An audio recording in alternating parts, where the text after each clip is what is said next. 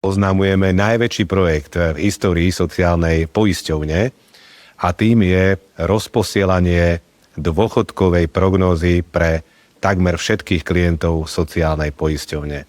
O pár dní vám všetkým bude chodiť list zo sociálnej poisťovne, ktorý vám možno dosť nepríjemne otvorí oči. Sociálna poisťovňa začala posielať totižto prognózy dôchodkov a veľa ľudí si stále myslí, že budú mať dôchodok 1200, 1500 alebo 2000 eur mesačne. Lenže ako náhle otvoria ten papier, tak hneď zistia, že ich priemerné mesačné dôchodky budú na úrovni 400 až 600 eur a preto je tu teraz otázka na teba. Vieš si alebo viete si predstaviť, že v roku 2055 budeš alebo budete platiť bývanie, jedlo, lieky zo 600 eur mesačne? Ja osobne si to predstaviť neviem, pretože veľa ľudí minie 600 eur len na bývanie a najväčší paradox je ten, že celý život platíš odvody a si presvedčený o tom, že sa o teba štát postará. Preto stále hovorím jednu podstatnú vec a to, že investovanie dnes nie je len o luxuse alebo o bohatých ľuďoch, ale je to doslova obrana voči tomu, aby si nebol odkazaný na štát. A veľa ľudí začne tú budúcnosť riešiť už v momente, keď je jednoducho neskoro, takže začni budovať ten majetok už teraz, aby si v budúcnosti nebol len taký dúfač a dúfal, že tých pár stoviek mesačne ti od štátu nejakým spôsobom vystačí.